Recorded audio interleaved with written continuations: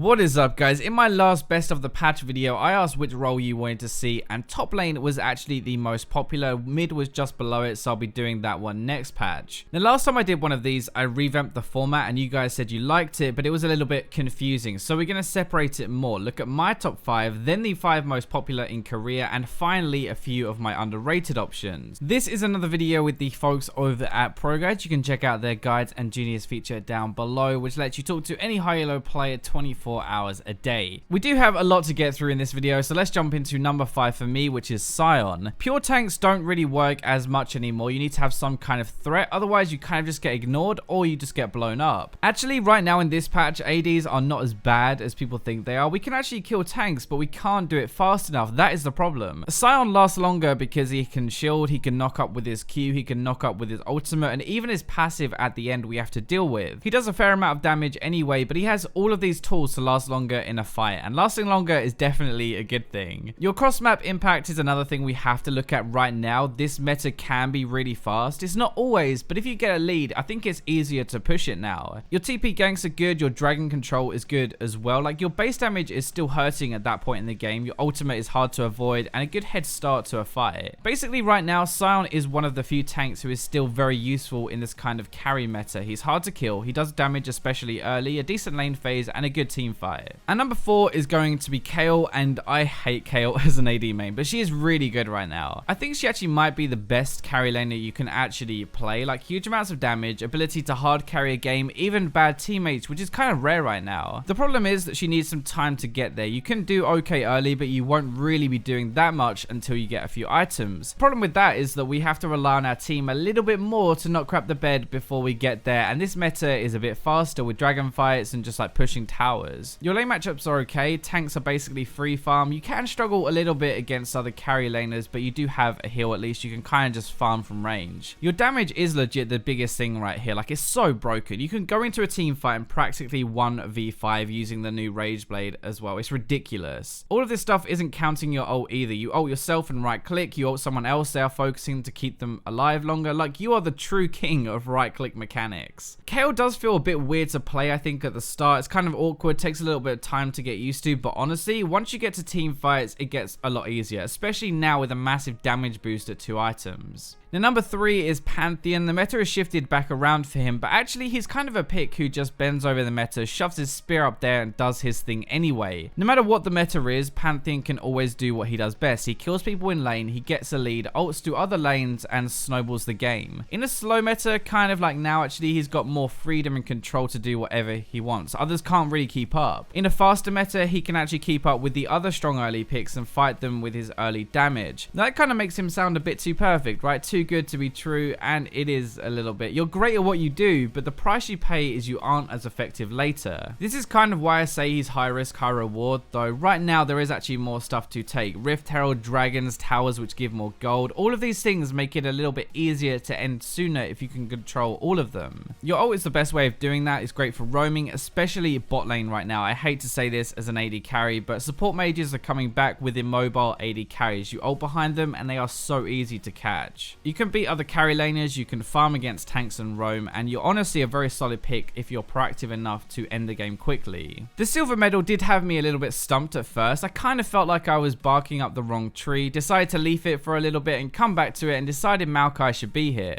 Okay, I'm done. I got it out of my system. Maokai is kind of just a better version of Sion at the moment. He's also really, really good against mages. Right now we have loads of AoE damage mages, right? Nivea, Swain, Annie, Ahri, and Maokai's ultimate can absorb 20% of that damage to everyone it hits. It's insane. You're actually really good at shutting down these immobile mages and AD carries as well, just like Sion. ADs actually have no issue killing you, but it's what you can do to make that harder. You have a targeted route which they cannot dodge. You heal, your ult to reduce damage, a slow and knock up. All of these things are really hard to deal with. Cross map impact again is something we have to look at. Your W route is a good engage, you survive and have a ton of base damage. Your Q, by the way, is 250 base damage rank 5. That is ridiculous. I always talk about how you have to be consistent to climb ranked, and Maokai is just perfect for this. He's a very well-rounded tank who can be hard to kill and hard to deal with. Now, number 1, the gold medal kind of flew under the radar at the start of this patch, but safe to say the buffs were a little bit too much. He is getting nerfs on the PBE to both his Q and ultimate healing, so hopefully that is going to help, but the Q at the moment, the execute is a big reason why he's so good. You have good damage, but it's very easy to farm and push now. Your ultimate healing is now based on a flat healing, right? Not damage done anymore. It's much more flexible with his builds. The mage update introduced new Abyssal Scepter and Zhonya's, which are perfect for Swain. He wants to be this AP tanky champion with defensive and offensive items. The major problem, honestly, is just in team fights. The guy just sits there healing next to everyone, and there's nothing you can really do. That just makes him, like, naturally a very difficult pick to deal with. You have really good matchups top lane. You can bully people with your poke from range, and you can beat basically anyone else. He can poke so easily, and it's hard to all in with his ultimate and his route to gain some distance as well. So those are my top 5, and now let's move on to the Korean 5 most popular champions at the moment. This will give you a good idea of what they are playing and what they think are strong. At number 5, we have Gangplank, and there's no real surprise here. Koreans love their high mechanical champions who are harder to learn but give a bigger payoff. Gangplank, in my opinion, actually is probably the best top lane champion you can invest time into learning right now. Once mastered, you can carry so many games. At number 4, we have Fizz. This one might be a surprise actually, and this is Tank Fizz, by the way, not AP. Your W still provides a lot of damage if you max it first, especially with further of battle, and we're building this typical trinity of tank items: Sunfire, Iceborne, and Visage. He has pretty good matchups top lane, a mix between carry and tank, a lot like Echo actually, and definitely better than people think right now. He's probably going to come over here and start wrecking games soon enough. So at number 3 is Yasuo. Again, like Gangplank, not really much of a surprise. They love their high skill carry champions. This is not tank Yasuo, by the way. I know a lot of people think Koreans play the Yasuo top tank, but they don't. They play damage. This is damage Yasuo with Trinity Force and Phantom Dancer. You might suffer a little bit next patch with the Triforce changes, but for now, this is a really good duelist build who can just win pretty much 1v1 matchups the entire game. Number 2 is Maokai, and you might be surprised to find out, but actually Koreans love playmaking champions and are very tuned into their compositions. While most people obviously play what they want to a lot, it's rare for a Korean solo queue comp to actually be bad. They are normally well-rounded with engaged, tanks, and damage sources. Maokai, as we said, probably the best engaged pure tank at the moment. TP ganks are great with your instant W lockdown after, and he has some decent damage as well. Now, number 1 is Echo, which I think honestly is hilarious considering he's banned in about 70% of games in Korea and is still the most popular. He is the definition of a tank and a carry, I guess, right? Your W placement, the stun can be huge. You can kill everyone if you get ahead and still be extremely effective even after these nerfs. He fits into basically any comp, so we have that covered. He has a good chance to carry any game, so reliable to climb, strong early, which suits the aggressive style of play in Korea as well. So for my honorable mentions, we have 3 champions. The first up is Jarvan, a really good carry champion that also builds tanky. You can abuse a Ghostblade Black Cleaver combo if you want some more damage and then get some tanky stats afterwards, and you're actually able to one-shot the enemy AD carry late game. The reason I point this out is because it's very rare for a carry champion to be tanky, actually carry a game, and be very good late game still. Ryze is another one who is very strong but doesn't really like this early star meta as much that we have in 6.10. You do have insane damage. If the game goes late enough, you're gonna crap on everyone, but it does take a little while to get there. You're still really good, but kept back, I guess, by these super aggressive picks like Swain and Pantheon, who can just bully you in lane and kind of shut you down a little bit. Now finally, Irelia. This might be more of a like watch out for her next patch, but she's still decent now as well. With the new Triforce, I think she'll be seriously overpowered. Just a guess at this stage, but from looking at it, she's doing well now anyway. Matchups aren't too bad in the general meta, and the new Triforce is really good with her with more attack speed and more cooldown reduction.